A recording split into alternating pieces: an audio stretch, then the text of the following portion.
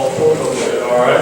Well, good. I will repeat what Bev just said, and that is thank you very much for, we're all busy, we're all crazy busy. I see students, alleged students, real students here, so I know that, you know, those mean professors and teachers have got homework for you and all of that good stuff. So I really appreciate your taking some time out of your busy lives to join us today.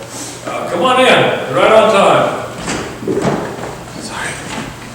So here's where this is going to unfold. First of all, I'm not here with any stone tablets that have the last word on anything. I would prefer that this is more of a conversation. So the way I see it unfolding is that I will speak and tell you some things about this story that obsessed me to the point where it wasn't unusual when I was really in the writing throes of this story to get up at 3 o'clock in the morning because I knew there was some paragraph, some sentence that I'd written 12 hours earlier that was an eighth of an octave off. I wanted it to sound like Luciano Pavarotti, and it sounded like Roseanne Barr singing the Star Spangled Banner, and who the hat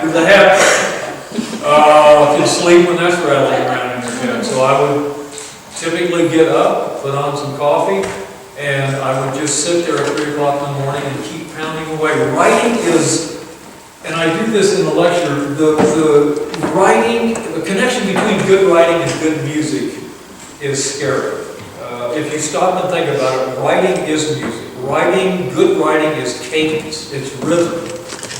And if you lose that, and you start going off track, then you get Roseanne Barr. So I was very motivated to tell this story. If this man could walk 550 miles in the dead of winter, with very little clothing, very little money, very little food, I could go down and switch on the heat to 75 and put on coffee, regardless of what time it was, and keep pounding away until I got the music of this sentence right, the rhythm and the cadence of that sentence right.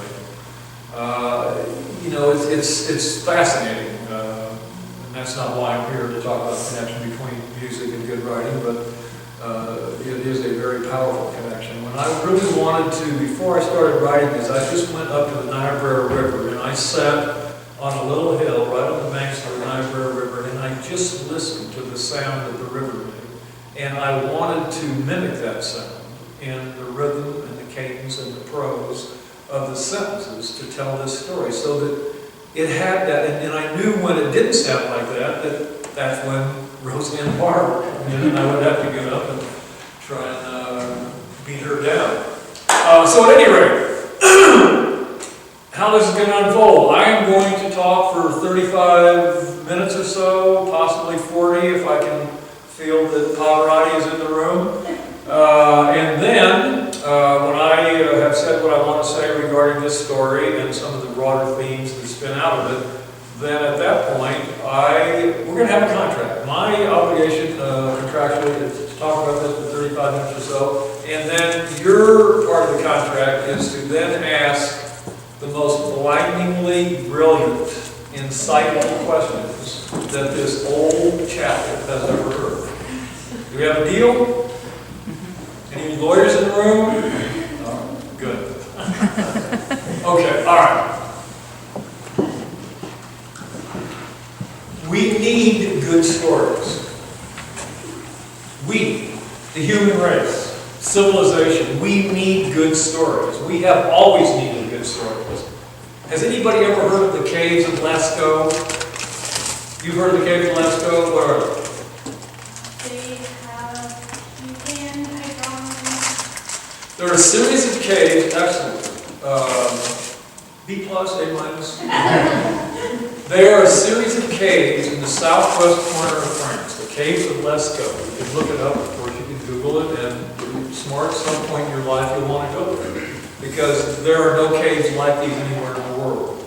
If you walk into the caves of Lascaux, you can see on the walls of these caves pictographs that tell a story.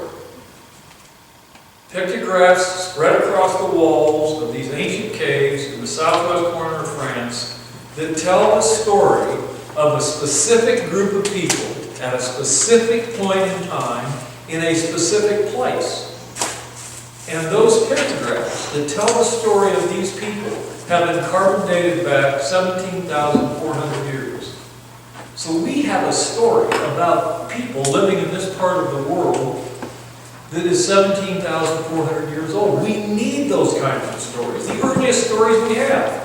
We need the stories from Lascaux, we need the stories from Homer, from Virgil, from Matthew, Mark, Luke, and John, from Shakespeare, Milton, Mark Twain, Ernest Hemingway, William Faulkner, and for my money, the best American writer that we have going right now is a woman named Louise Erdrich.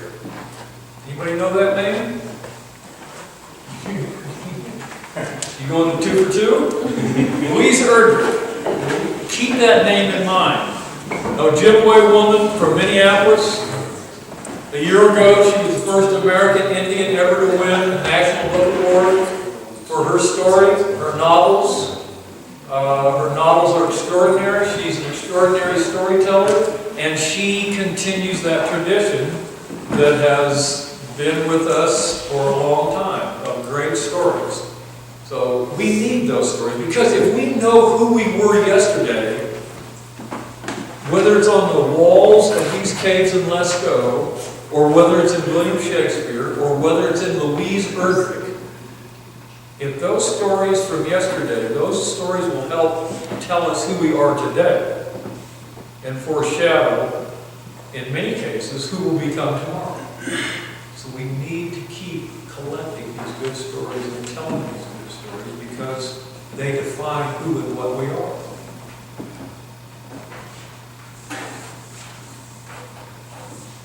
One of my favorite writers in America right now, besides Louise Erdrich, is a gentleman by the name of Wendell Berry.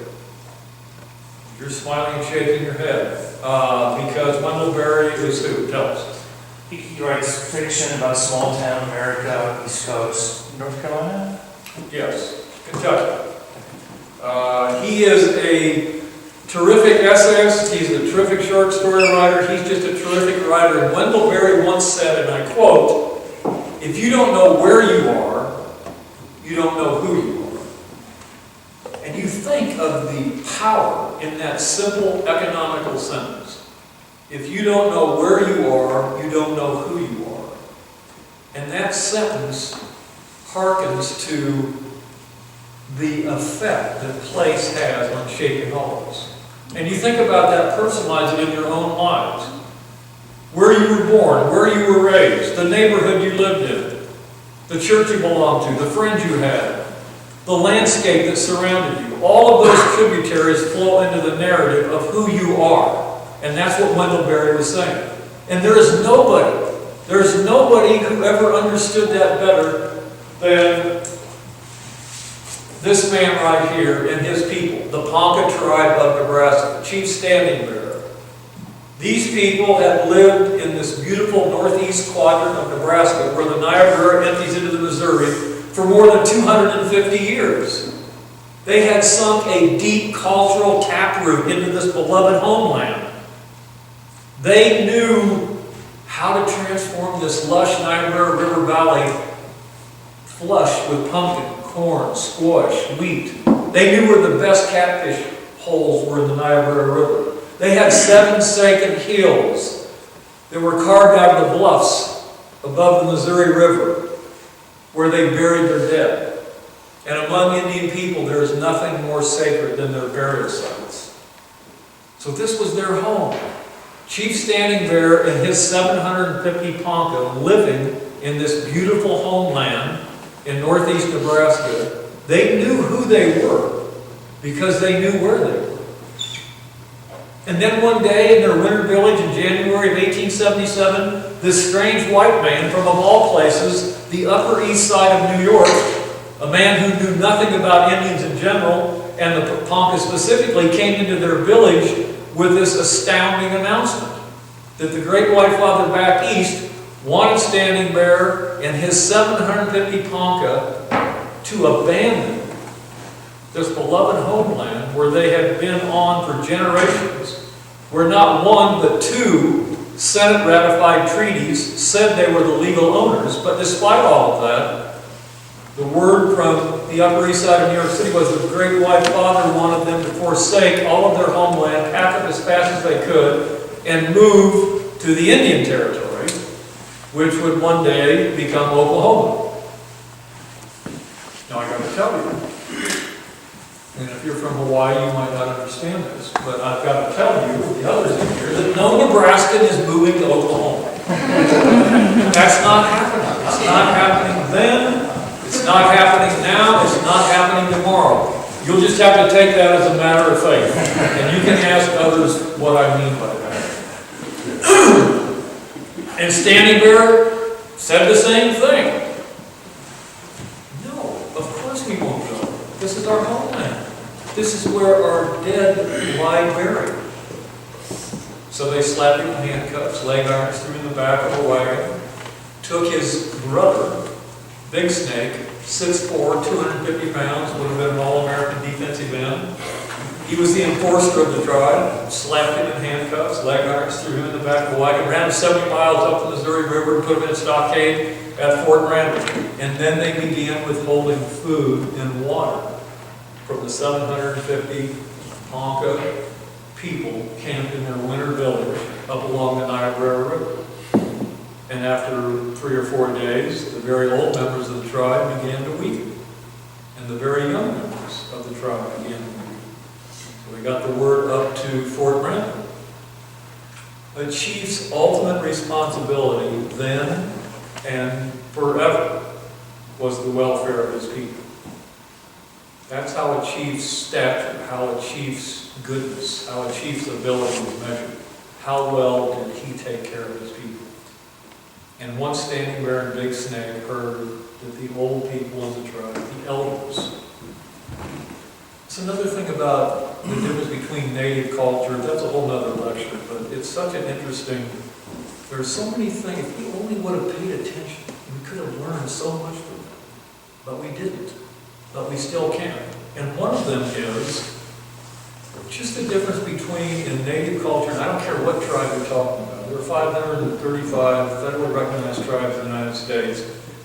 All of those tribes, if you were to spend any time there, the older you are in tribal communities, the more cachet and social prestige you have within the tribe. Is that the way it is in the dominant culture? The older the Wasichus get, the more clout? No. The difference between being called an elder and when I worked with Miami Herald for many years in Miami, we eventually had to ban using the word elderly because there were so many elderly who were mad at being referred to as elderly in the paper. That word was preserved. But the difference between being called an elder and being called elderly, it's only 2 letters in the alphabet, but it's a world of difference. It's a world of difference. Alex Haley once said that when an old person dies, it's like a library burning. And Native people understand that. That's why elders are revered, because elders hold the key to continuing the cultural tradition. They know the songs, they know the music, they know the stories. They know the stories of their people, which gives the tribe a cultural identity. At least it did until that cultural identity was essentially stolen.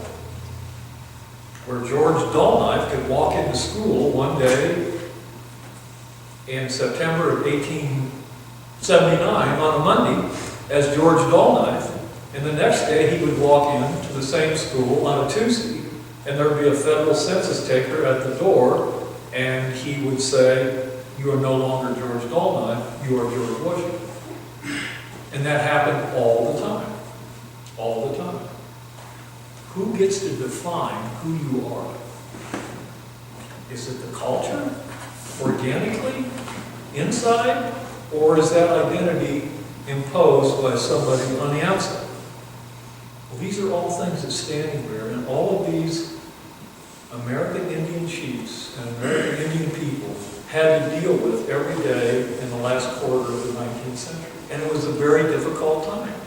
What were your obligations as a chief? What was Standing Bear supposed to do? Crazy Horse said, "The hell with all of you. I'm going to fight till the end." And he did, until he was bayoneted in the back at Fort Robinson on September 5th, 1877. That was his choice. That's not the choice Standing Bear made. Standing Bear could not stand to have the elders of the tribe starve to death, or the 6-month-old babies in the tribe dying of no water. So he relented. He agreed. And in May of 1877, all 750 of these heartbroken Ponca, men and women crying as they were forcibly marched by cavalry units from their Niobrara homeland to this place called the Indian Territory, which is a totally abstract term. They had no idea what the Indian Territory meant. But they kept walking and they kept walking. It was a horrific march. It's often called the Ponca Trail of Tears. They finally arrived in the Indian Territory in July of 1877. No provisions had been made. They essentially were just dumped on this scorching southern plains with no farming utensils, no buildings, no houses, no food. So they clustered in these cheap army canvas tents along the creek bottoms of Oklahoma in July of 1877. And those creek bottoms were very humid. And they were swarming with what? And the mosquitoes were carrying what? And were there any doctors there? Was there any medicine there? The first year, these 750 Ponca were ripped from their beautiful homeland. Have any of you been to the place I'm talking about? So I'm not exaggerating, am I? It's just beautiful. The Niobrara River and the Missouri River in that part of Nebraska. Between July 1877 and July 1878, more than 1/3 of the Ponca tribe died in 1 year. Sometimes entire families would die in a week. And they would be buried in this red earth so far from home. And the Ponca did not know who they were any longer because they didn't know where they were. The plants were different. The weather was different. The landscape was different. The vegetation was different. The animals were different. Everything about it was different. And place is so strong in native culture. And to be deprived of that, and then to see entire families die in a week. And then on Christmas week of 1878, Standing Bear's only son, a 16-year-old boy by the name of Bear Shield, lay curled up in a fetal position on a cheap army canvas tent in north central Oklahoma, dying of malaria. And Standing Bear had great hope for this boy. He saw him as the bridge that would get the Ponca people from the old ways to the new ways. That they would have one foot in the old world, retaining their cultural identity so they knew who they were, but they would have one foot in the world of the dominant culture so they could survive. That was his game plan for Bear Shield. So he sent him to white men's school to learn about the white men's history and political system. He sent him to school to learn English. He sent him to school and to a missionary school to learn about the white man's religion. Because he wanted this young boy to have all of this information, all of this knowledge, so one day he could marry it with the old ways and the new ways and get his Ponca people to walk across this cultural bridge where they still knew who they were, but they also were beginning to assimilate and could survive in this new world order. But on Christmas week of 1878, this 16-year-old son, Bear Shield, was dying on the bottom of this cheap army canvas tent. But before his eyes closed in death, he extracted a promise from his father, Chief Standing Bear, that upon his death, Standing Bear would take his body and bury it in their beloved home, not in the hated soil of the place that Ponca called the Warm Country. So at 1 o'clock on the afternoon of January 2nd, 1879, Chief Standing Bear dressed Bear Shield in his finest clothes, wrapped him in a buffalo robe, put him in the back of a rickety buckboard wagon, and he and 29 others, they began walking north 550 miles to the Nebraska-South Dakota border into the teeth of a blizzard that was coming out of the north from Canada. The day they left, excuse me, the day they left with virtually no clothing, no winter clothing, no money, and no food, it was 23 below. Not wind chill, the air temperature was 23 below. At that point in time, January of 1879, the United States government had entered into 371 treaties with the Native American people of our country. And by January 2nd, 1879, the government had broken all 371 treaties. They were over 371. That's a fact. If you don't believe me, look it up. But Standing Bear was not going to break his promise to his son. Regardless if he had winter clothes, or money, or food, or the fact that it was 23 below. So they kept walking. Day after day, week after week. The third day out, the wind picked up, and the wind chill dropped to 77 below. And the reason I know this is because, mercifully, there is a building on the University of Nebraska-Lincoln campus that houses all of the weather records forever. They've been keeping weather records. So I didn't have to say it was a very cold day. That's a totally different sentence than saying on the third day out, the wind chill dropped to 77 below. Those are two totally different sentences, and one is much better than the other. So they would get to these open fields, and to survive, they would dig into these haystacks. They were out in the open field, and they would stick the bodies of the very old and the very young inside these haystacks at night to shield them from these killer winds. And then they would rummage for field corn during the day and boil the field corn over open fire, and they would eat what little they could, but they would keep going. They were so much, we are such pussies, it's unbelievable. I mean, how tough these people were.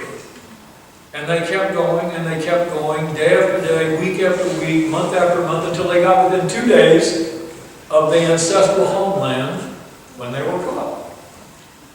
When they were finally caught by the United States Cavalry under the command of Brigadier General George Crook, Fort Omaha, the highest-ranking military man west of the Missouri, and they were turned around and marched back to Fort Omaha where they were put in a stockade.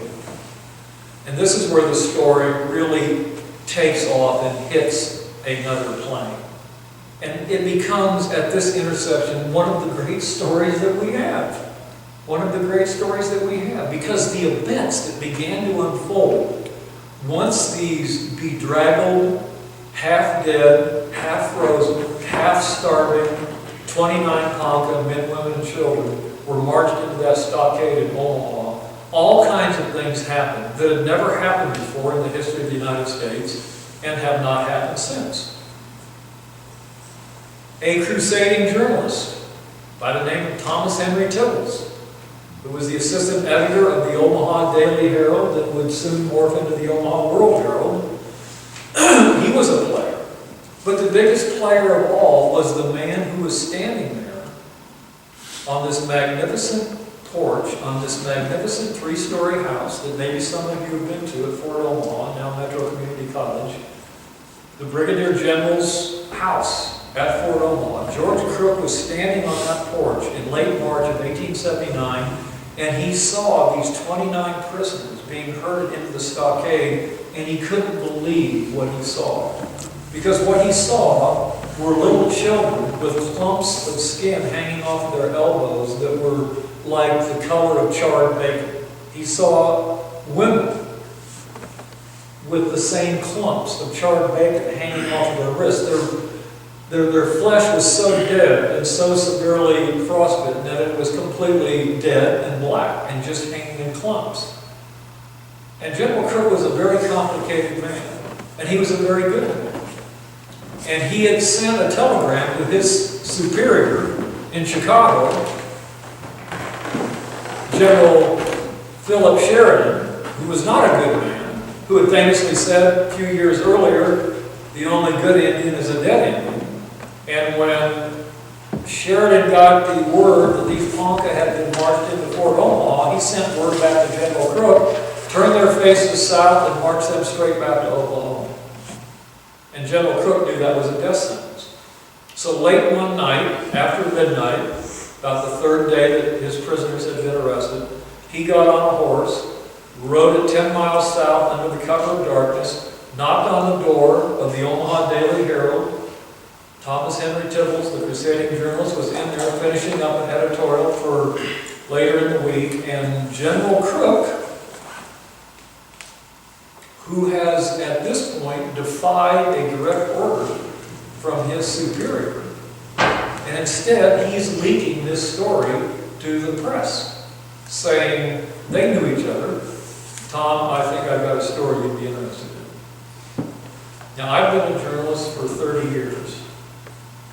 And for 30 years, I have been waiting for a brigadier general to tweet me, Facebook me, email me, anything, phone me, and say, you know, I've got a story I think hasn't happened. I'm not holding my breath. It's going to happen, but it did happen in late March of 1879.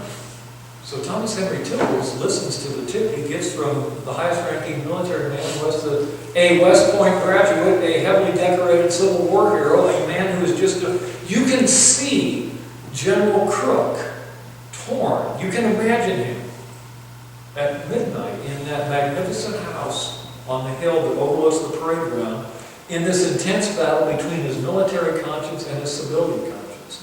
And that needle tilting back and forth. I've got a direct order from a very opinionated superior telling me to move these people back. And I know if I do that, I'm going to kill everyone.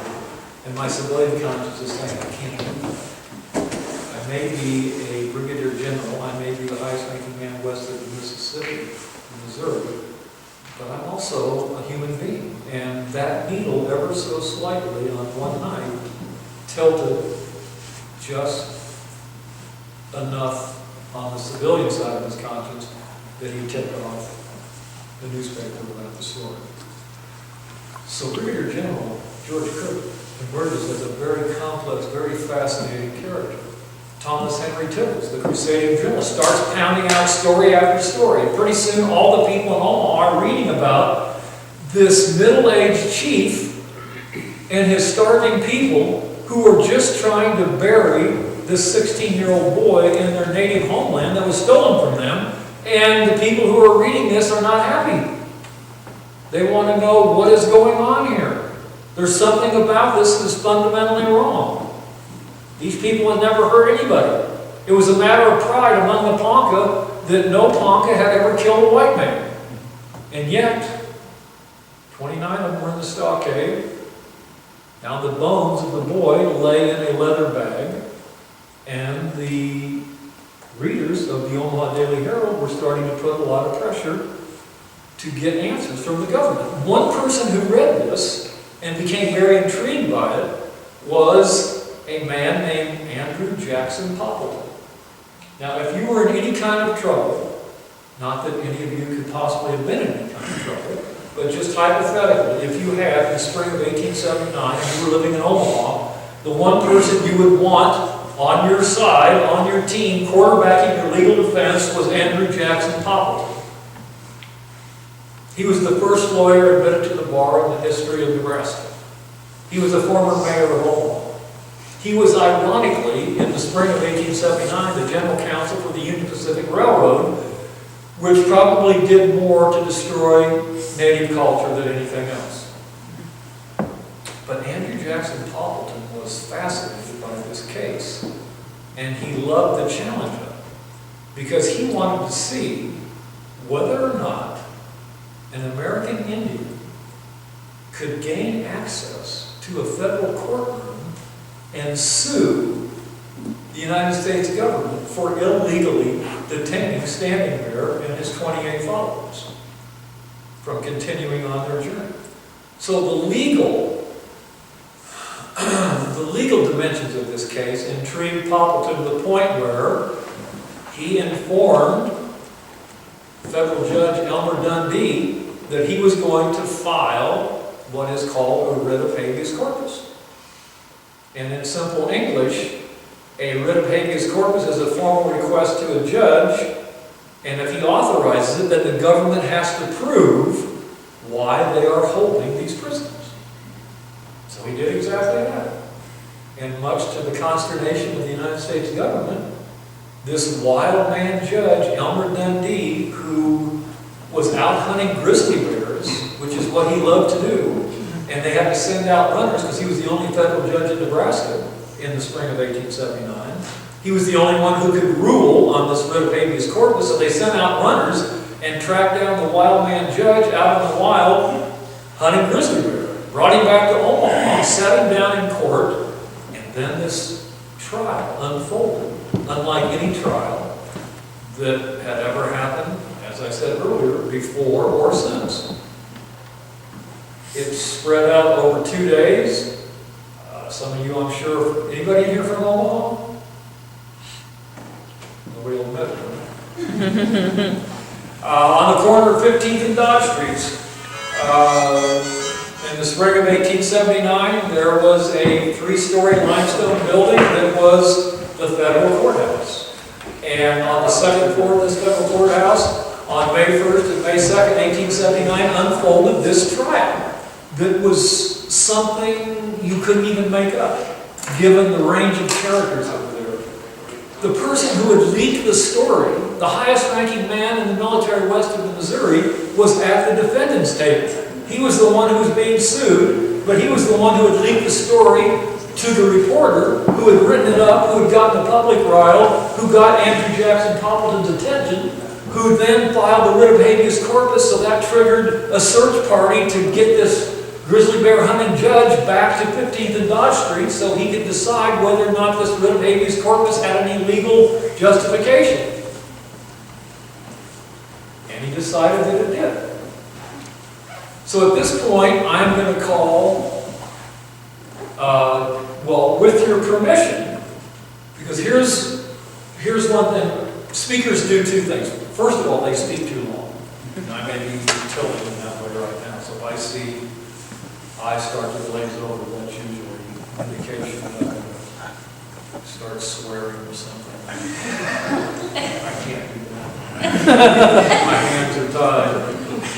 They also read too much. They speak too long and they read too much. And I'm very aware of that. So I'm going to ask your permission. With your permission, I would like to read 1 1/4 pages from the book that captures where we are on the narrative arc of this story.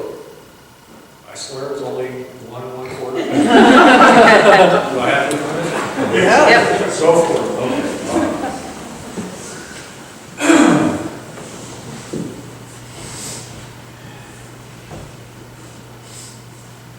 Are you thinking of your questions?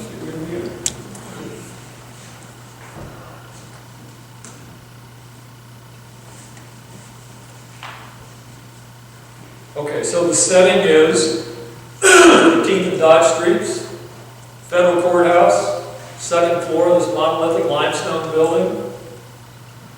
A case that the people in Omaha had been reading about for weeks.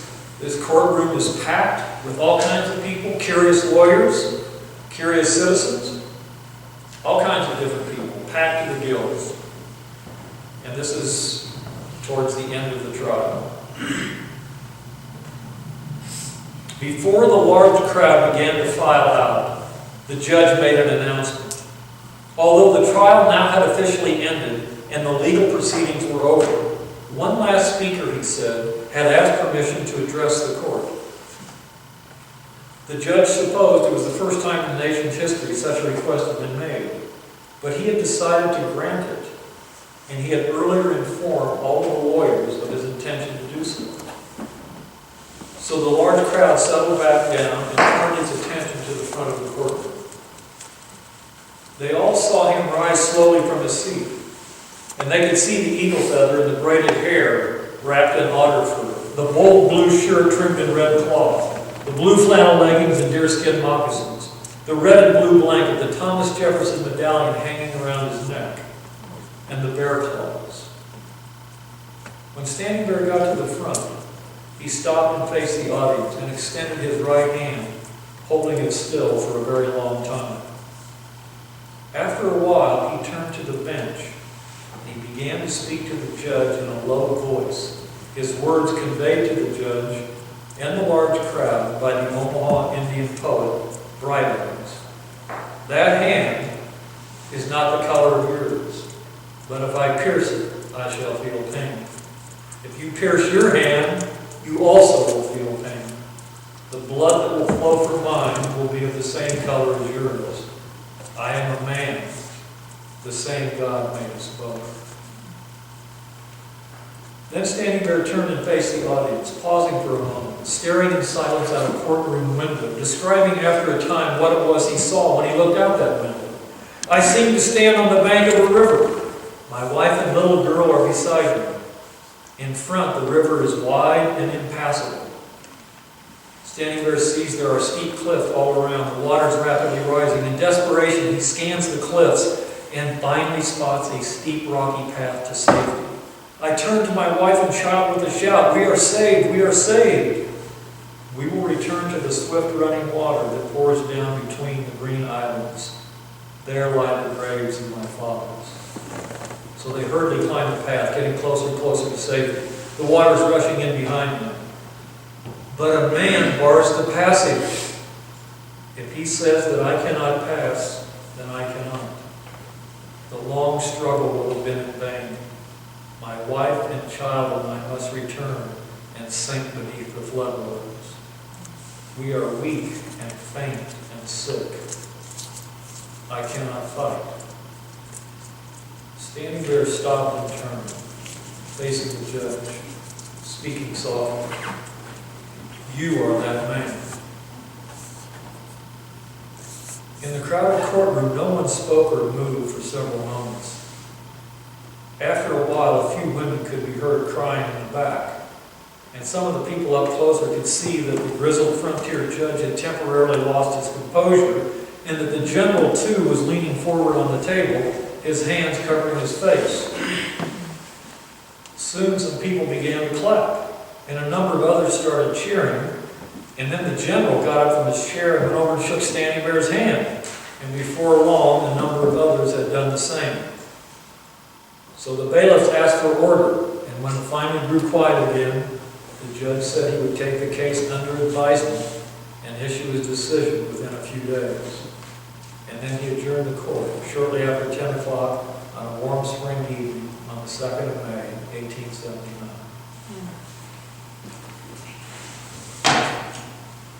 So that was kind of a climactic. If you take Standing Bear's story and you put it through an EKG, you don't even know what EKGs are, do you?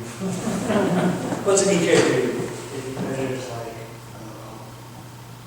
equilibrium. Okay, see, my point was proven. You're not supposed to know what an EKG is. You got many, many years. EKG is it measures heart waves, and if you use that as a metaphor, this is where the story spikes. This is where you get the biggest peak.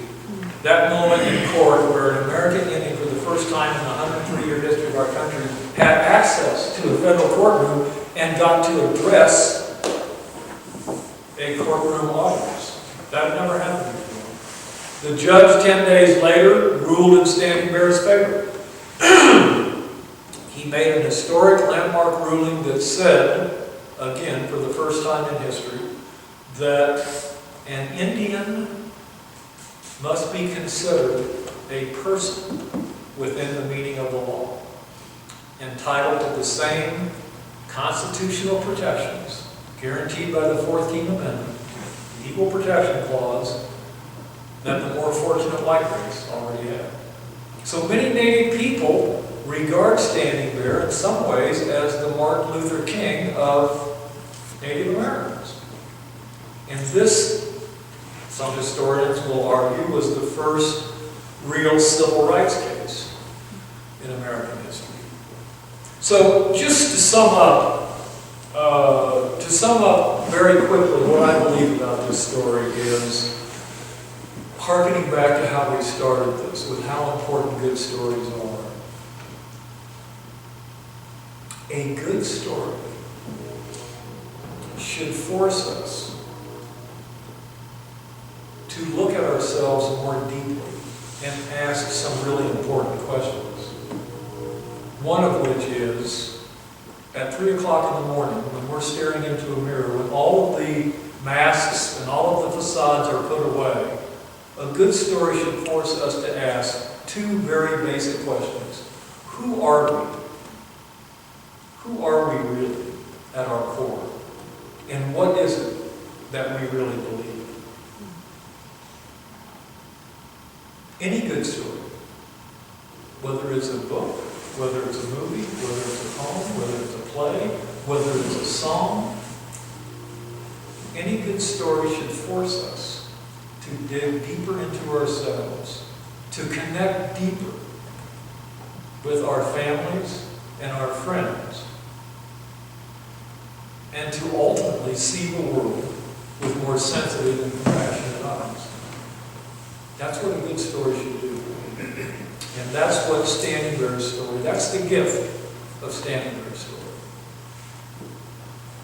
That's a story that forces us to do that. So, in my opinion, if we had a horseshoe-shaped table up here, and if I handed out ballots to everybody sitting here right now, and I asked you to list 3 Americans that you think should be seated at our American History Table of Heroes, and then I collected all of those ballots, I am taking a really big risk here, I know, but I am going to say that after I've tabulated all of your votes, that resolute rail splitter from Illinois is going to be seated at the table. That you're going to put Abe Lincoln up here. Wild guess. I'm guessing it's possible when all of the votes are tabulated that celebrated kite flyer from Philadelphia is going to be sitting next to the resolute rail splitter from Illinois. I'm going to bet that man who wrote those magnificent letters about freedom from his jail cell in Birmingham, Alabama, is going to be at our table of American History Heroes. And I'm also going to go out on a limb a little bit and say that woman who on December 1st, 1955, after having spent an entire day cleaning somebody else's dirty dishes, cleaning somebody else's dirty house, cleaning somebody else's dirty clothes, just wanted to get on her bus in Montgomery, Alabama, and sit down and rest her weary bones, and she'd no sooner done that than a white man came up and said, "Please get up and move. I want your seat." And she looked at him and said, "No. She might be sitting at this table." And I'm just saying to all of you that it would not embarrass me in any way, it would not shame me in any way, if we, Americans, were to approach our table of American History Heroes and we saw an empty chair, and above that chair we saw a brass nameplate, and it said, "Reserved Chief Standing Bear." Thank you very much.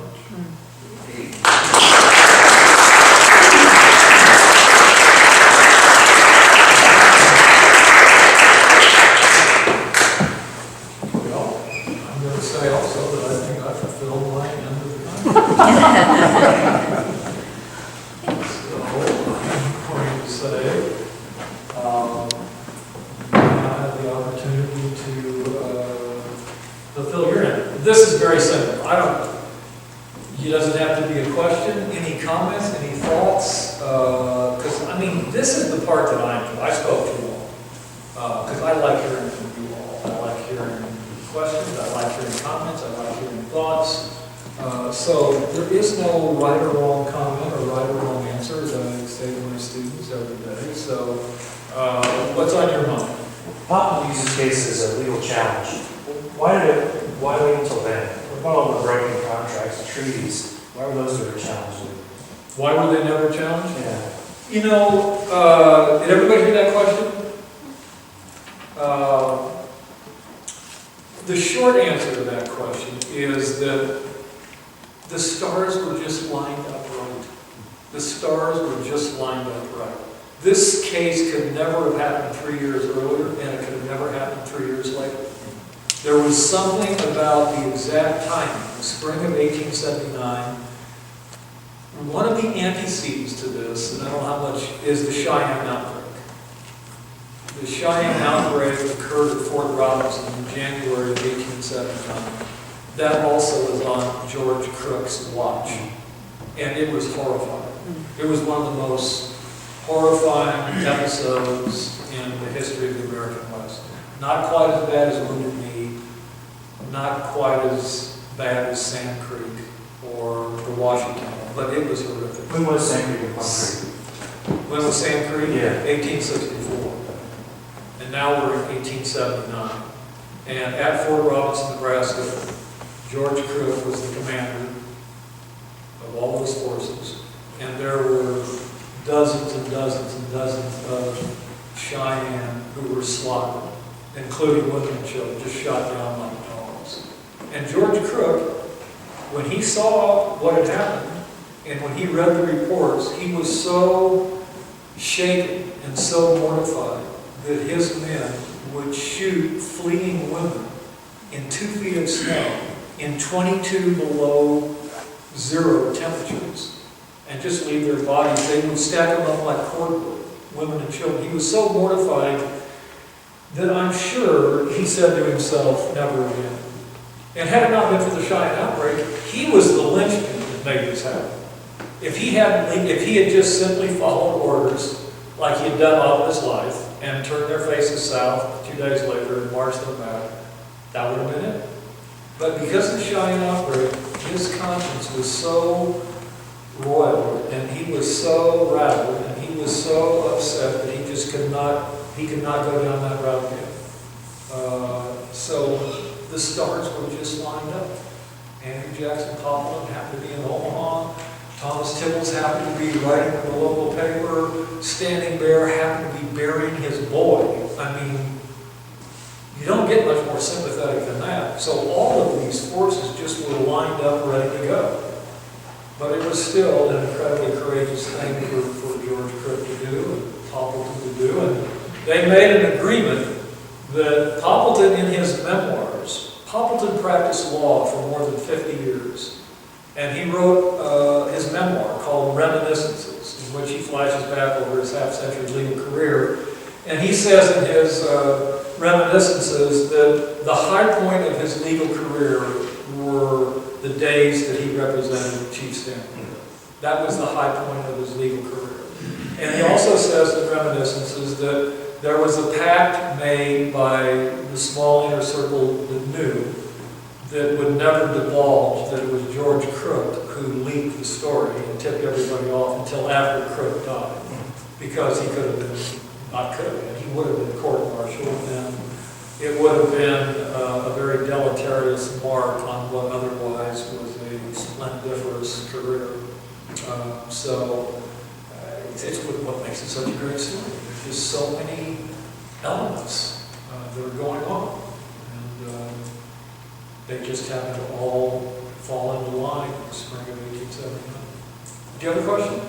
Yeah, so you're telling, I've read this before, I guess they used to sign it, but you're telling sort of multiple people's story, obviously. Standing Bear is the main sort of thread throughout the whole thing. Tibbles is part of it, W is part of it. You're telling multiple, Yes. or multiple roles of this story that all sort of come together, and I guess as you do that, I'm interested if you could talk about when you're telling all the different characters of this story and their story, and when it comes up against how history told versions of the story, and what you do in those scenarios where you have history telling a version of part of this story, and maybe it's different than the actual story. What do you do with all of that in the moment? How do you sort all that out in the moment and make sure you're doing the story justice for itself? So the question is, what happens when when my storytelling interferes with the historical record, or is in conflict with Or the not historical record? necessarily your storytelling, but maybe you're accessing the actual story and that wasn't told the first time. I don't know if that happened here, but I'm just wondering if maybe you came across news records of other newspapers that were telling it different than it really happened, and then how you Yeah. sort of sorted that all out. Well, this story hadn't really been told in this broad a setting before. And it had been written about, but in a narrower kind of academic sense, where the emphasis was on just the trial, you know. And what I tried to do was to create the historical context, because there's so many, like if you look at, I always use these wild metaphors, so stay with me, but if you look at Standing Bear as the protagonist of this story, if you look at that as Interstate 80, Standing Bear is I-80, but there are all these exit ramps off of I-80, and you go on to these rest stops, and you have the opportunity to use Standing Bear as a vehicle to tell some of the backstories, like Dred Scott. I want readers to know as much of the context and the historical antecedents as possible, so I'm willing to get off of I-80 and leave Standing Bear out of the narrative while I stop at a rest stop and tell readers about Dred Scott. Because Dred Scott had tried the same thing 22 years earlier in a federal courtroom in St. Louis. This slave went into federal court and said, "I would like my freedom, please." And after years of rattling around, his case ultimately went to the Supreme Court. And in one of the most famous decisions in American legal history, the Chief Justice of the Supreme Court, Roger Taney, denied his access to federal court and concluded that a Negro has no rights that a white man is bound to respect. And that decision was what the government used 22 years later in the Standing Bear case. Their argument was to the grizzly bear hunting judge, look, we've already ruled on this. If a black man doesn't have access to a federal courtroom, how can an Indian? Case over. So if you don't know that coming in, then I have to explain all of that in the moments when I want the spotlight on Standing Bear. So that Dred Scott antecedent gets threaded into the narrative earlier. So by the time the reader gets to the high point of the trial and we hear the government using Dred Scott, they will know what that means. So that's kind of just a different approach to really broaden it and let readers feel and see the contextual ocean that Standing Bear is swimming in. Now, what's happening in America then? This is 3 years after the Little Bighorn. All kinds of things are happening. The buffalo are gone. What does that mean? All of those things have an impact, and my job is to not take things out of context.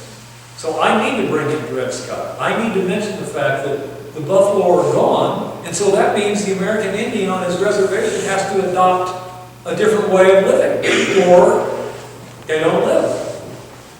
Then there is the tremendous greed factor of whites pouring across the Missouri and coveting Indian lands. And eventually they got it. In 1887, American Indians owned 150 million acres. And by 1934, when this thing called the Dawes Act was finally repealed, they owned 48 million acres. So between 1887, when the Dawes Act was passed, which the Dawes Act very simply was they took these huge Indian reservations and they carved them up into 160-acre plots. Every head of a household got 160 acres, but there were hundreds of thousands of acres left over because the tribes weren't that big, and then they would sell those surplus acres to white ranchers and white farmers. So 1887, Dawes Act was passed to break up these tribal lands. Native Americans owned 150 million acres. 1934, Dawes Act repealed. American Indians owned 48 million acres. They lost 102 million acres of their land. And to put that into more precise conceptual territory, that was the equivalent of losing California and Maine put together, or 2 Nebraskas. They lost the equivalent of, you know how big this state is. So all of those things kind of have to be woven in so that the reader understands when an action occurs that it's within a specific context. I'm writing this book right now. I'm writing a new book that it's about an American Indian woman. It's kind of like the other side of the gender highway from Standing Bear. It's going to be a biography of a woman by the name of Susan LaFleche, which may or may not ring any bells, but it's again 3 o'clock in the morning time. I mean, get that sentence right, because you owe it to her. You owe it. I owe it to Standing Bear, and Susan LaFleche was an Omaha Indian woman, born in a buffalo hide teepee in the waning weeks of the Civil War, spring of 1865, and 24 years later, graduated as the valedictorian of her medical school class in Philadelphia. Now, how did that happen? That is so ridiculous a sentence that's what you ask yourself. Well, how did that happen? That's why I'm up at 3 o'clock in the morning. But you read, in order, this is partially an answer to your question too, in order for the reader to understand the magnitude of that achievement, the reader needs to understand how many obstacles were set up in front of Susan LaFleche. And I just wrote one on Thursday afternoon about a 5-paragraph verse. Herbert Spencer was one of the leading brainiacs of the 19th century. He was the British equivalent of R. Thomas Jefferson. He was a philosopher. He was a biologist. He was an ethnologist. He was all of these things. And he wrote an article for Popular Science Monthly magazine that was published, one of the leading scientific journals in the Western world. It was published in 1873 called The Psychology of the Sexes. This is 1873.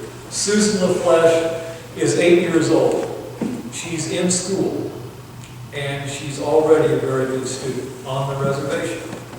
This article comes out in 1873 in this respected scientific journal, and one of the smartest men in the Western world, he posits in the article that women should never be allowed to vote or never be allowed to do any job that requires mental energy.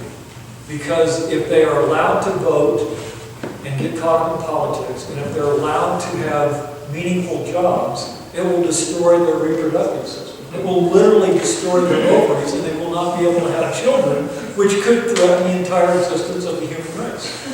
And this is from one of the smartest men. It's absolutely, you have to read some of these sentences 3 or 4 times to believe what you're reading. And what he's really talking about are white American women. It was in an American Popular Science magazine. So, and it just goes on and on and on and on about where the bar was set. I mean, how low the bar was set. White, male-dominated America, the Victorian era. The bar for white American women in the Victorian era was set about a 16th of an inch off the floor. So you can imagine where it was set for an Indian. But you have to be able to provide that kind of context to understand the magnitude of Susan LaFleche's achievement. And when she graduated in 1889 from the Women's College of Medicine in Philadelphia, she became the first Indian doctor in the history of the United States, male or female. And she did it against the number of gender walls she crashed through, the number of racial walls she crashed through, the number of ethnic walls she crashed through, and she didn't just kind of like get by. She graduated #1 in her class. And she was competing against all the daughters of the Brahmins on the East Coast, who I'm guessing their chemistry classes were more sophisticated than what Susan had on the Omaha Indian Reservation in the 1870s. So it's context, it's a contextual biography. If you don't thread those historical elements, those social elements, those political elements into the sea, then the reader is being deprived of the full story. The full story. Not just a bandwidth that's pegged towards the academic side or a bandwidth that's pegged towards the women's side. To me, if you really are serious about this, you have to include all of that. So that's what I'm trying to do. Yes, sir. 2 questions, and the second one answer. The first one answer second. Okay. The first one is, what happened to Standing Bear? What's the short version of the rest of his life? The second question is, you tell me, because I'm not sure. What are the greater implications of the court case beyond Sitting Bear's immediate situation and his immediate purpose? Yeah. Are there greater implications for Native Americans in general? In other words, it seems to me that if you're having courts recognize you have rights as every other American has rights and protections under the Constitution, that would seem to me to threaten everything the government was doing with Native Americans, including telling them where to live specifically as a group of people. If you have to recognize me as a person, why can't I walk away from the reservation and do whatever I want to do? How can you tell me what to do if, as an individual, you have to recognize my own individual rights? Because we don't tell the average American where to live. Am I assuming more than the case in No, mine? let me answer the second question. Okay. That's an excellent question. Everybody heard that? You want really kind of to put that legal decision in some kind of context. Legal decisions have okay, large here- ramifications yeah. for large groups of people, sure. Here's what the government did. The government did something that was really, really smart. The United States government. When that decision came down from one federal judge in some woebegone western state called Nebraska in May of 1879, what the government did was they chose not to appeal it. And that's what all of the proponents, particularly Andrew Jackson Poppleton, was counting on, the government going against that verdict, appealing it, and it ultimately getting to the Supreme Court, where then, once it got to the Supreme Court, they would have to make the ultimate decision that would affect every Indian tribe in the country. And it would get all kinds of publicity, and people would be riled up. But by not appealing it, they took quite a bit of the wind out of that decision. Because it just kind of lay there on the vine in Nebraska and didn't spread, initially, it didn't spread too much beyond Nebraska because the government let the fire die out. And Thomas Tibbles and Andrew Jackson Poppleton, they wanted the government to appeal it, which would be the equivalent of pouring gas on the fire. But when they didn't pour gas on the fire started to burn out. It eventually got fanned into bigger flames later on, but it was, it was decades later before it really got some momentum and when people could use it. The wheels of justice grind very slowly.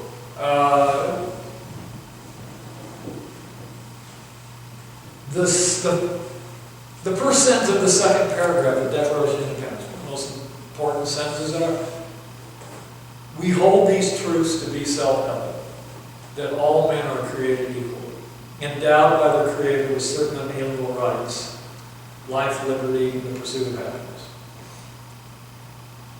What part of that sentence isn't true?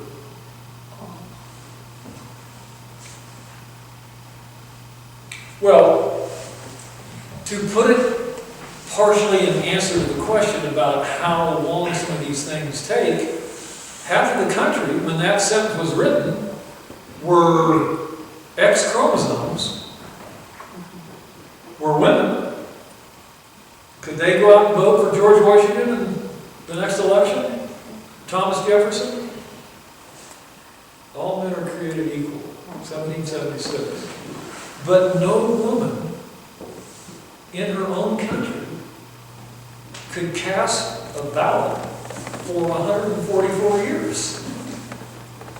Talk about the wheels of justice moving slowly. Well, it took 144 years before the government trusted half of its citizens, half of its population, to vote. Standing Bear, government did that smart thing about not appealing. But ultimately, it was a factor in American Indians getting the right to vote in 1924, 4 years after women were getting the right to vote. When Rosa Parks sat on that bus seat and refused to get up, it's not like, that was December 1st, 1955, it's not like the Civil Rights Act was passed a year later without any protests, without any bleeding.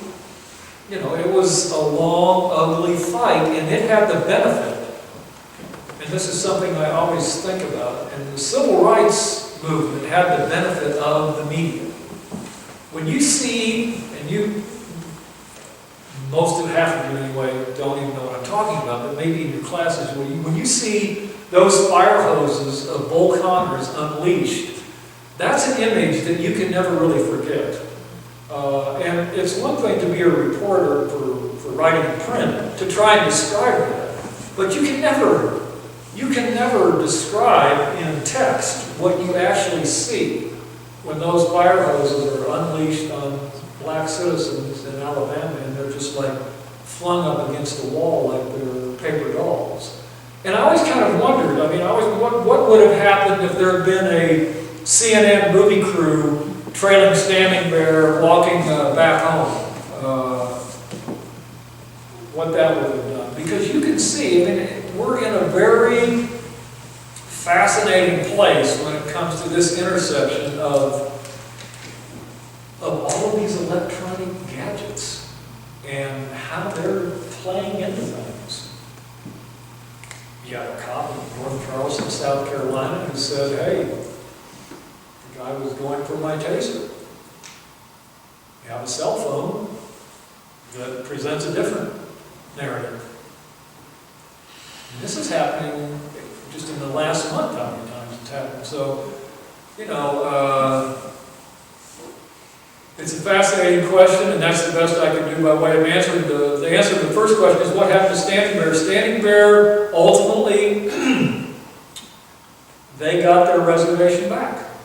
Rutherford B. Hayes, President of the United States, created a 3-person commission to investigate the wrong that had been done to the Ponca people when the government essentially took their reservation. And one of the 3 commission members appointed by the President of the United States was none other than Brigadier General George Crook.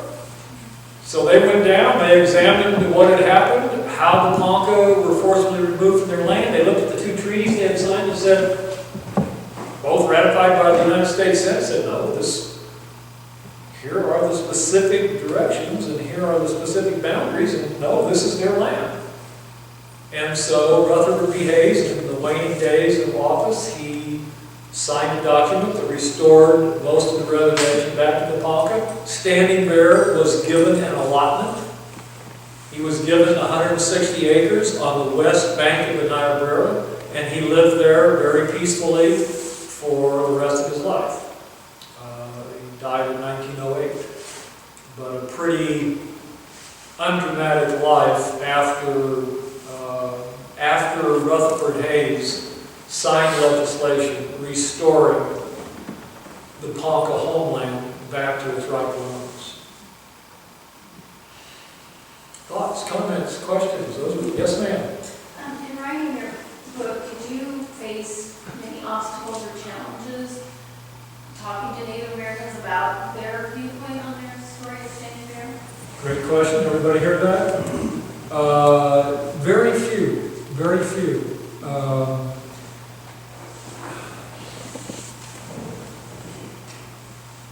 President Obama and Michelle Obama visited the Standing Rock Reservation in July of this past year. That was only the fourth time an American president had ever set foot on an Indian reservation in the history of the United States.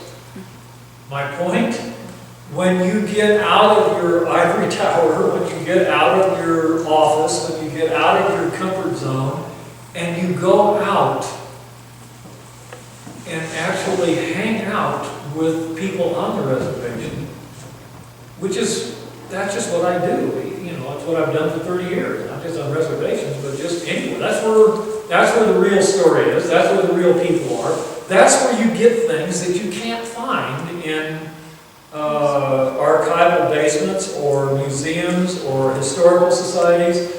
20 years ago today, April 19th, 1995, I had a book come out called The Dull Knives of Pine Ridge, or the Code of Odyssey. It was also the same day that Timothy McVeigh blew up the federal building in Oklahoma. And the Standing Bear book was published, was published on January 20th, 2009, the day that Barack Obama was sworn in as president.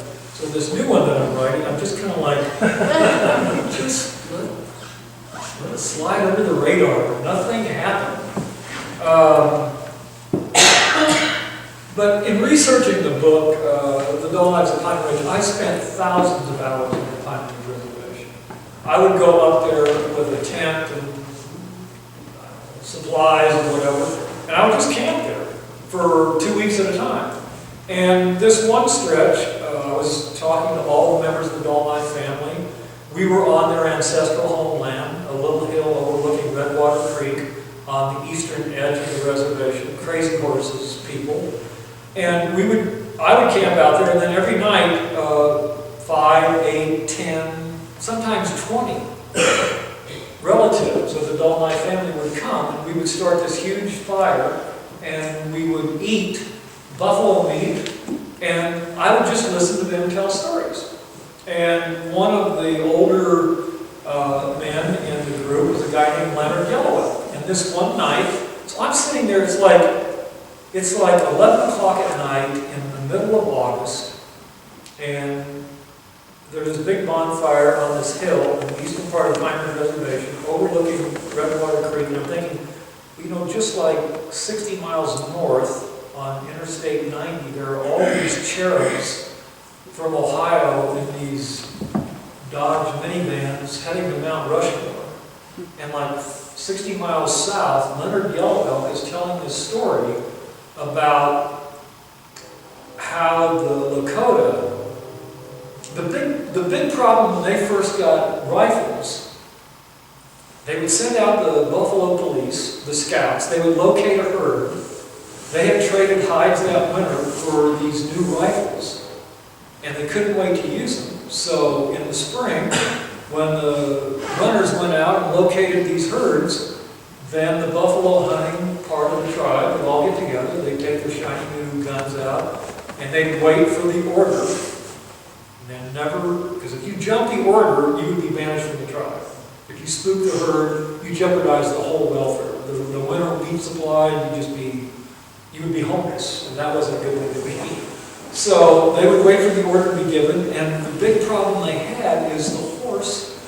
The horses had never heard the sound of gunfire before. And so they would get these massive buffalo herds they'd be charging, and they would throw the riders, and sometimes the riders would be trampled to death. And they loved these new weapons because they were so much more efficient than bow and arrows, so much easier. But also, every time they fired, it spooked the horse. So Leonard Yellowell, 11 o'clock at night, middle of August, and I'm saying, well, so what happened? And he said, well, they always use we, first person plural, the first person plural culture. We're a first person singular culture. The difference. We would tap the sap out of ponderosa pine. We would bleed out the sap from ponderosa pine, and we would boil it over an open fire until it got to the consistency of like putty or dough. And then everybody would take their share, and when the hunt time arrived, they would put this putty-like stuff in a little deerskin drawstring bag and bring it with them on the horse. And then when they would get to the herd, in the minutes before they gave the order of charge, they would reach into the deer suit and they'd just break off big chunks of this putty and just jam it down the horse's ears. You didn't hear a thing. Guns went off, buffalo were killed, nobody got thrown. You can't give those stories in a historical society. So the people appreciate it when you make the effort to go out, and they will, if they trust you, and that's no small thing. I mean, even after being with this family for 6 months, the primary wife was still convinced. I mean, I'd spent 500 hours with this family, the Dolomite family by then, and she was still convinced that I was an undercover plant from the FBI or U.S. Wildlife, and I was just gathering all of this dirt, and any moment they were going to wake up with sirens. But after about a year and a half, she trusted me. But anyway, you have to do that. You have to do that. That's how you can't do these kind of stories without doing that. You just can't. It's wrong. It's ethically wrong to not have them tell you their story instead of you trying to piece it together through census surveys or what somebody else wrote 100 years ago. It's just a sign of respect, and it's also it's the way it should be done. It's good reporting. Just going and hanging out and I tell my student journalists that all the time. You've got to learn just the art of hanging out. That's where you will hear things and see things that will make the story so much richer and so much more interesting. But it takes a lot of time because there's no instinctive reason why they should have trusted me. I mean, a lot of times in their history, when strange white people knocked on the door asking questions, there wasn't this robust history of good things happening. And so they were very suspicious. And, this is what I do. This is what I do is for a living, is break down or try to those walls of distrust and get people to trust me and for the right reasons. And ultimately they did. And they very much liked the book because they were a part of it. Their words were in the book. Their quotes were in the book. So they had ownership of it. They were a part of it. It wasn't some sterile academic thing that was really divorced from those nights out there on the hill overlooking Redwater Creek. Yes, Clark. I'm just curious, to use your words, I'm struck by the phrase, these kinds of stories. Do you know it's one of these kinds of stories and you jump in the deep end? Or are there factoids, anecdotes, things that you're checking out and then you realize this is one of these kinds of stories? A little of both. A little of both. I mean, standing there, after just hearing an hour from a Ponca woman who was kind of telling me the story. I mean, I knew at the end of that hour that I was going to quit my job and rearrange the furniture in my life so I could do the story. I don't care what it took, and that's basically what I did. The dull knife story was a little bit more of the other one. I had to noodle around the edges, poke around, sniff, listen to things, and try and figure out what the story was. Standing There is a very, from a narrative arc standpoint, I mean, it has a very definable beginning, middle, and end. I mean, it's just all right there. So it's just like low-hanging fruit in terms of, is this a good story? Well, yes, this is a good story. Somebody with a single-digit IQ could figure out in 12 seconds that that's a good story. The all-life story is a lot more complicated. What is the story? How can I tell the story? Is it a story? Why is it a story? And ultimately, after noodling around and hanging out, I decided, it's not my story, it's a really good story. I'm going to tell the story. Maury Sandoz, most of us know who Maury Sandoz, great Nebraska writer. Maury Sandoz once said that you can learn a lot about the prairie by studying the single blade of grass. And that is a really useful literary lesson and a really useful writing tool. That if you get something right for one strand of blue stem grass on the prairie, you can get a whole bunch of things right about the whole prairie. And that's kind of what I decided the approach was going to be with the Dolomite book. I was going to take this one family and spread them out over 5 generations, from the Little Bighorn to Desert Storm. And I was going to tell the story of each generation and what the problems were that they encountered and what sacrifices they had to make in order to survive, And everything on the Great Plains has a survival threshold. Like if you go to the western part of Nebraska, you will see these pronghorn antelope, which are amazing animals. You see them all the time standing in a field, and their eyes evolve so that they can see like 270 degrees. If they're looking here, they can still see 270 degrees. Their ears evolve so they can basically rotate them like a radar dish. And all of that evolution is because they emerged from the Great Plains. They're in these wide open areas where they can't hide, and they have to be able to see and detect coyotes coming up from behind them, or they don't survive. Well, I wanted to take that biological example and roll it over into like a sociological example and find out how did each of these 5 generations survive, and what were the problems that they were trying to survive against. And I mean, it was fascinating because each generation had a completely different problem, and they had a different way of dealing with it. And that's the great thing about, Native American people. They're survivors. They're one of the richest cultures that we have. And we should never really forget that. In 2010, the United States legally allowed 1.9 million people to enter the United States. 1.9 million people from outside the United States were allowed to legally come into the United States. And that 1.9 million people was more than the rest of the world combined allowed into their countries.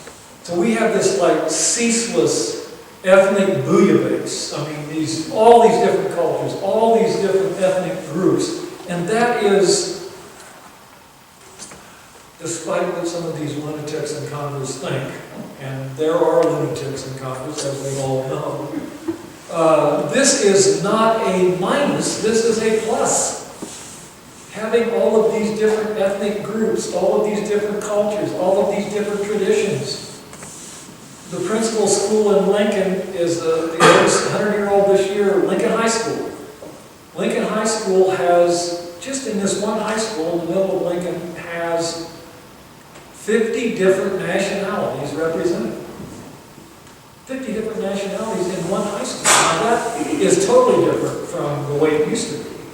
And that brings a tremendous richness to Lincoln. And Native Americans bring a tremendous richness to American culture on so many different levels.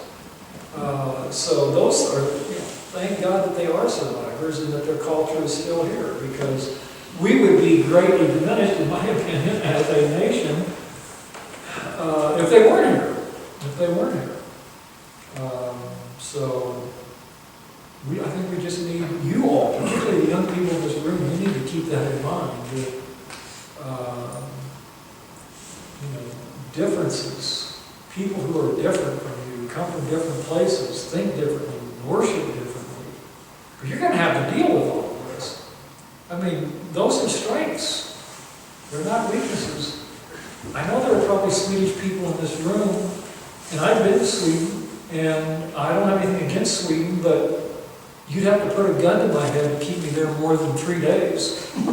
Everybody looks the same. Everybody talks the same. Everybody eats the same. I'm bored. Give me some racial diversity. Give me some ethnic diversity. For God's sakes, let me hear a powwow song or I'll go insane if I see one more 6'2" blonde. there's anything wrong. Blondes or Swedes, but Swedes are in Nebraska. So are all kinds of, like I said, 50 just in one high school in Lincoln, Nebraska. So, ethnic diversity is just really a richness and something that is a real plus that we have, and I hope you all realize that, because there are far too many people who don't. They look at somebody and, the stereotypes in the media are tremendously good at creating these stereotypes. My own newspaper, Lincoln Journal-Star, it's like, the only time, because there's nobody in the newsroom who speaks Spanish. And yet Lincoln has a huge Spanish population and has a huge Vietnamese population. But because the newsroom has not a single person who's Vietnamese or speaks Vietnamese, and not a single person who speaks Spanish. So you miss this whole swath of the culture. So the only time that I really see Hispanics represented in the Lincoln Journal-Star, the second biggest newspaper in the state, is one of two ways. They're either dancing during Cinco de Mayo, or they're being arrested for robbing a 7-Eleven. And there is a greater bandwidth of Hispanic life than dancing and robbing. Most Hispanics exist between those two, but that's never tapped into. Because it's hard to tap into that if you don't have access to the culture. And so that's why it's so important that newsrooms need to have people who can get to different parts of the community. Because if you live in Lincoln, Nebraska, and you are Hispanic, and you subscribe to the local paper, and the only time that you see yourself in the paper is when you're at the festival or when you're posing for a police mugshot, then what happens to you as a group? If you're a Hispanic community in Lincoln and you only see yourself in one of these two extremes, you, in pretty short order, feel alienated from the community. You feel isolated from the community. You don't feel a part of the community that you're living in, that you're paying taxes in, you're sending your children to school in. And a newspaper's fundamental job at that level is to hold up a mirror to the community so that everybody in the community can look in that mirror and see themselves in a real portrayal, not a stereotypical portrayal, which is what Cinco de Mayo and police mugshots are. And that just reinforces stereotypes. So then people start saying, oh, there's a Hispanic, he probably likes tequila and he's probably going to rob 7-Eleven. Because you don't know anything else. Same with Native Americans, same with on and on and on and on. And I feel really strongly about the media's role in all of this, and they haven't done a very good job. They don't do a very good job. They need to start doing a better job, and one place that you kind of address that, hopefully, is in journalism colleges. Yes, ma'am. I happen to, I don't know how much stuff, isn't there a Mexican consulate? In Omaha. In Omaha? Yeah. But there's no one that speaks Spanish. Well, it's beyond strange, it's criminal. It should be a 2 to 5 jail sentence. Omaha is a huge Hispanic community, huge, and I'm not sure they have anybody in their newsroom who speaks Spanish either. They did, but he went to the Chicago Tribune. So I don't think they have anybody, it really is criminal. And it's a good paper. It just is really negligent in that area. That's just not how you cover a city by only covering part of it. Other thoughts, other comments? Somebody under 35. We are not leaving until somebody under 35 asks a question or makes some dazzling insight. And all right, Here we go. And you are, just a little background, please. I'm Tyler. You're Tyler. I'm from Idaho. You're Tyler from Idaho. Are you passing through? No, I'm a student here. You're a student, oh, okay, all right. What are you studying?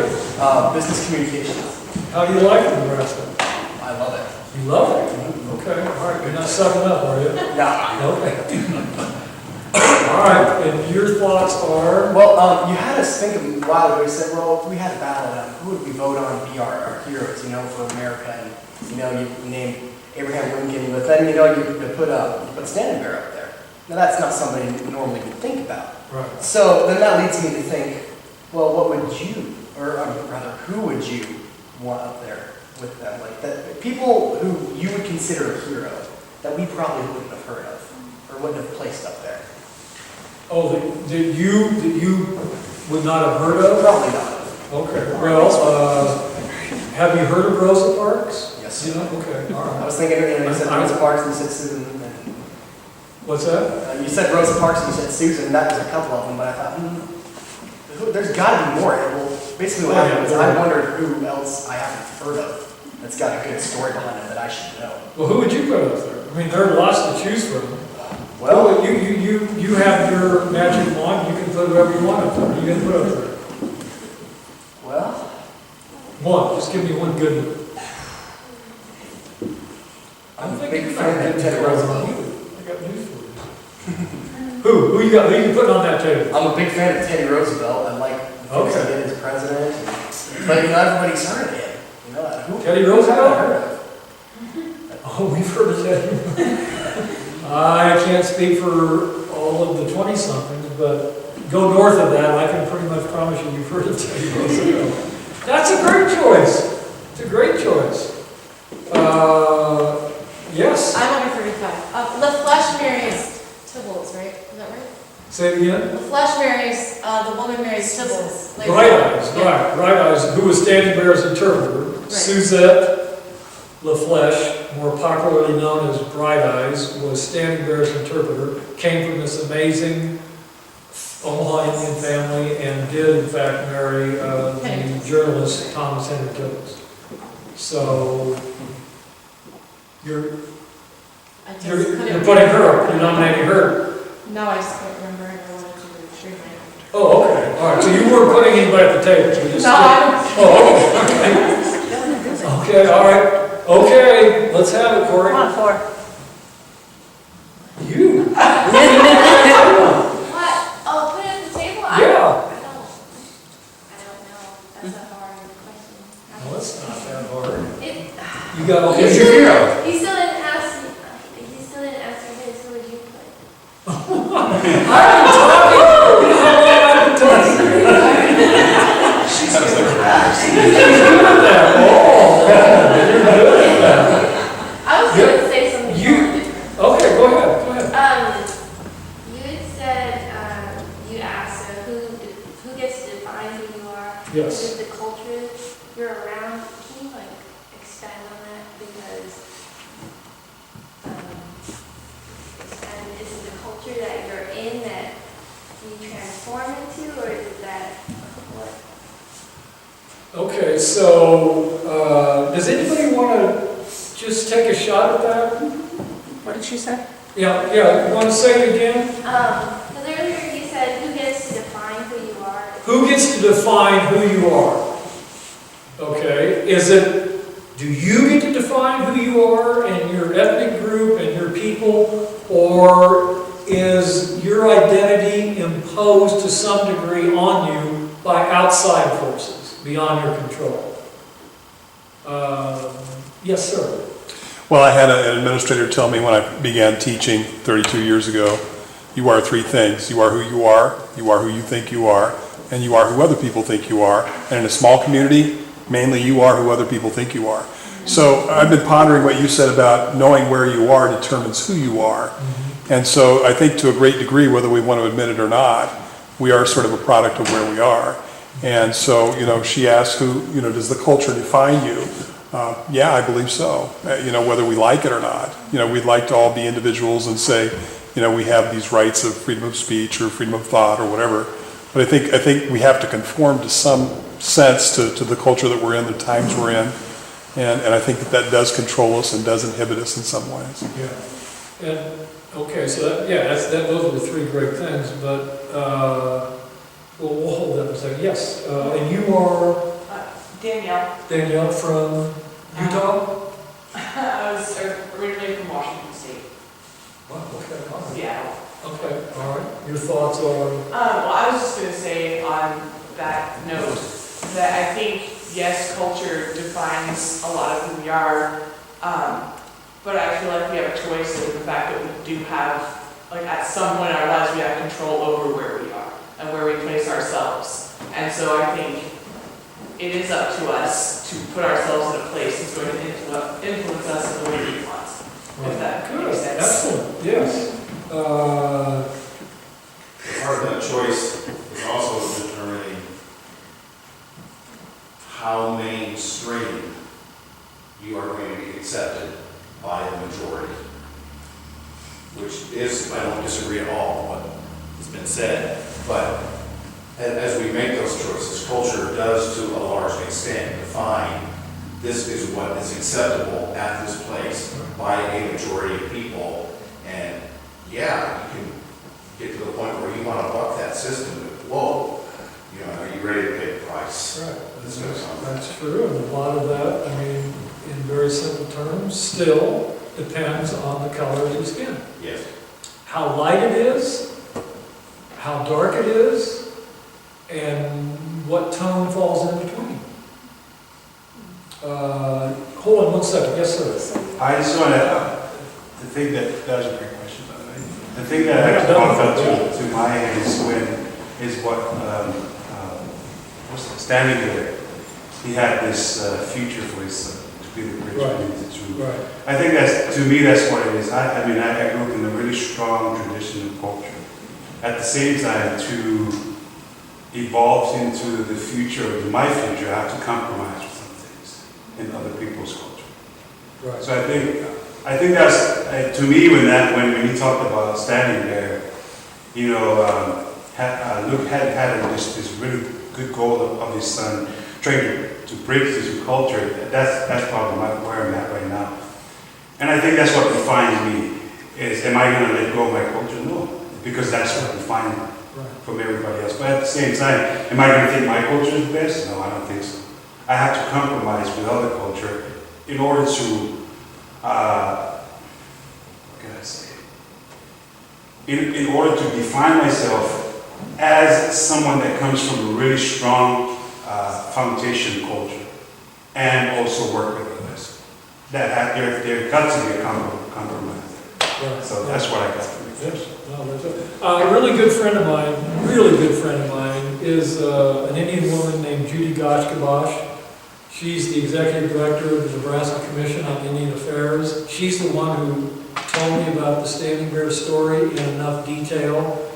And what I promised her would be a 45-minute lunch that turned into a 4-hour lunch. And she's a Ponca native woman from Norfolk. And she told me at this lunch 8 years ago, her childhood. And her mother was raised in a boarding school where she came in the front door as a Ponca woman, and the idea was to have her come out the back door as a white person. So they refused to let her speak the language, they refused to let her practice her religion, they refused to let her dress in traditional Ponca ways, et cetera, et cetera. So this had a lot of scar tissue. Anyway, Judy grew up with 3 brothers and sisters in Norfolk, Nebraska, all Ponca Indian people. And they were dirt poor. They actually lived in a junkyard. They lived in a corner of the city junkyard that was managed by an African-American man and owned by a Jewish man. So I don't know how many stereotypes will apply just in this block. But Judy and her brothers and sisters would swim in the river because they, most of the time, couldn't afford the swimming pool. And Judy said every summer on August 1st, her mother would call all of the kids in, and she would forbid them to swim in the river after that day because she said it was time for them to start bleaching out. Because she knew that this is what being a good mother was in the 1950s in North Fork, Nebraska, if you were an Indian woman, that she knew the darker they became, the more trouble they would have at school. And the lighter they became once school started, the less trouble they would have. So August 1st was the bleaching out day. Now, have any of you, did any of your mothers make you come in on August 1st to start bleaching out? No, I mean, when you hear that for the first time, it's like, okay, well, we came from two different neighborhoods. And it's just, but I mean, you think of everything that's involved in a sentence like that. And there's a lot involved in a sentence like that. Somebody else had a, back here, yes ma'am. I was just going to add to the discussion about our stories. Are we defined by other people's stories about us as a culture, or can we define ourselves by our own stories? I think it's really important that we recognize the stories that culture is telling about us so that we can respond with our own stories to represent ourselves. Right. And I think the story that you presented about Standing Bear is a story that's very uncomfortable for us as Americans because we are not the good guys in this story. And I think it's difficult as an educator, I'm sure, to tell stories like this to people who are used to being the good guys in history. So I wondered what you, how you come up against this maybe in the classroom if you do, or are there times when people respond very negatively to this story? Well, there's a couple of things. One is stereotypes. I mean, stereotypes come about because they're easy. I can pinpoint an entire race of people by just thinking in the narrowest possible terms.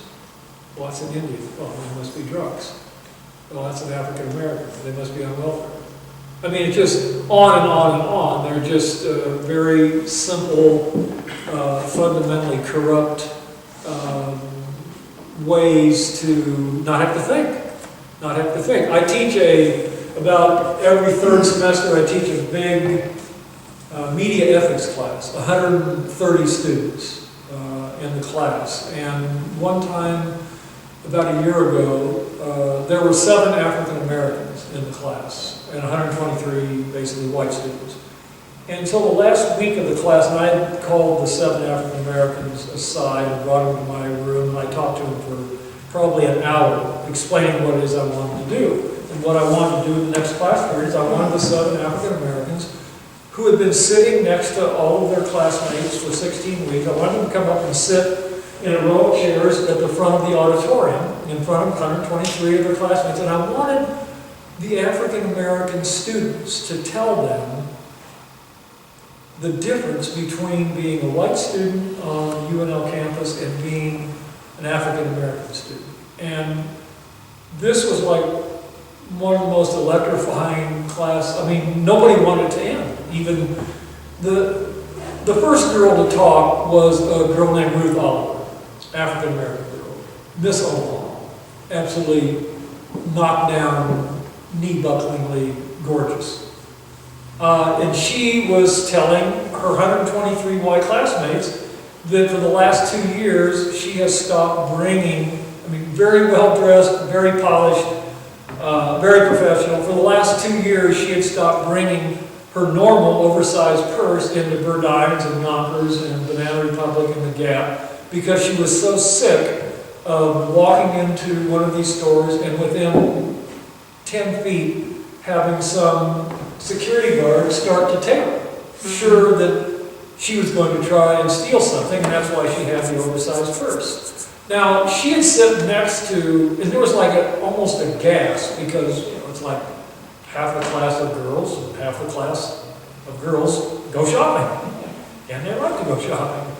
And it was just like so stunning for them to hear that she was stereotyped as a thief because of her skin color, no matter how she looked or how she dressed, that she would not bring a large bag into these stores anymore. It's something they could not comprehend, the white girls in the class.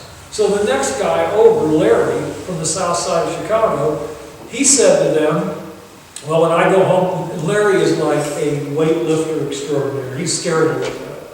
I mean, his biceps are twice the circumference of my thighs. I mean, he's just carved like a freak.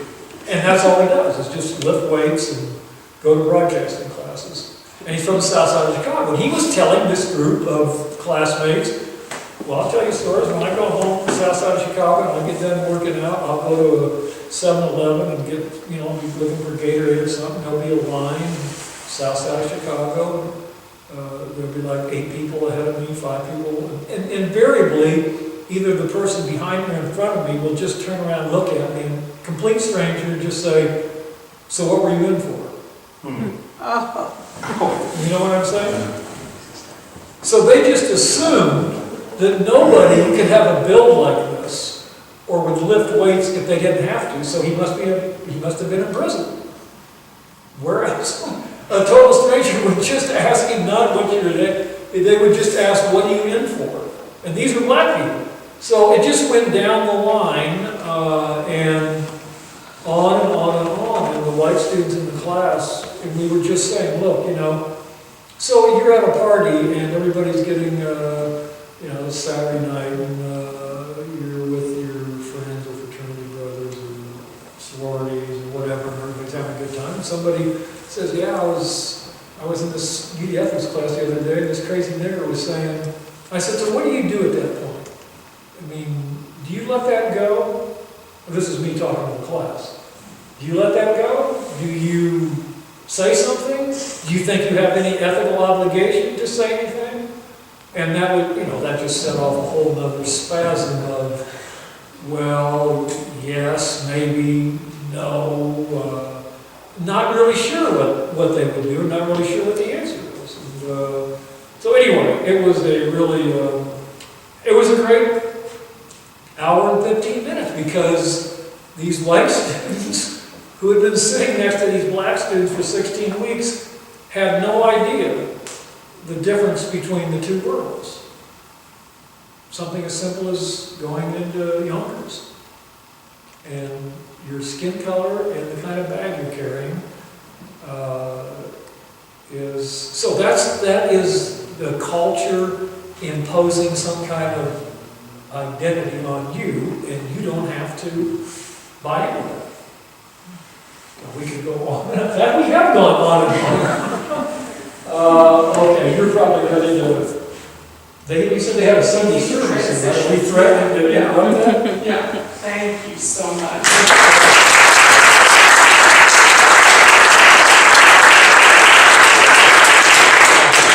Thank you all for coming, particularly you students, and I hope that you talk among yourselves about these issues that we've been talking about, because these are important issues, and they will define what the quality of life you will have when you get to be our age, God forbid.